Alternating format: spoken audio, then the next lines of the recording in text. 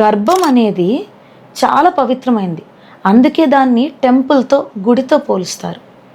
Right. ఇప్పుడు గర్భగుళ్ళు ఎలా వచ్చినాయి, ఎలా ఏర్పడ్డాయి? తల్లి యొక్క గర్భ ఆధారంగానే పుట్టిన మనిషి ఏదైతే జీవుడు ఉంటాడో, ఏదైతే సోల్ జన్మ తీసుకుందో, మళ్ళీ తల్లి గర్భంలో ఎంత హై కాన్షియస్గా, ఎంత పాజిటివ్ ఎనర్జీతో ఉండాలో అదే ఎక్స్పీరియన్స్ చేయాలని గుళ్ళు అనేవి ఏర్పాటు చేయడం జరిగింది.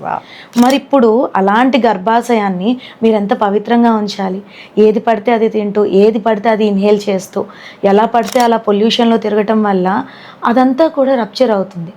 ఎందుకంటే ఎలా అయితే ఎమోషనల్గా మన బాడీ, మన మైండ్ అంతా ఇన్స్టెబిలిటీ ఉంటుందో, అదేవిధంగా ఈ టాక్సిన్స్ అన్నీ కూడా మన బయలాజికల్ సిస్టమ్ని డిస్టర్బ్ చేస్తాయి. సో దానివల్లనే ఇప్పుడు పీసీఓడి, ఇంకా స్ట్రెస్ వల్ల థైరాయిడ్ ఇష్యూస్, డయాబెటిక్ ఇష్యూస్, ఇవన్నీ ఈవెన్ బిఫోర్ అసలు 25-30 లోపే వచ్చేస్తున్నాయి. ఇలా వచ్చేసినప్పుడు టీనేజ్ నుంచే స్టార్ట్ అవుతున్నాయి. అలాంటప్పుడు అలా ఉన్న ఒక వ్యక్తి తన గర్భాశయంలో ఎలాంటి ఎనర్జీ ఉంటుంది, ఎంత స్థిరత్వం ఉంటుంది, ఎంత బ్యాలెన్స్డ్ ఎన్విరాన్మెంట్ ఉంటుంది బిడ్డ ఎదగడానికి.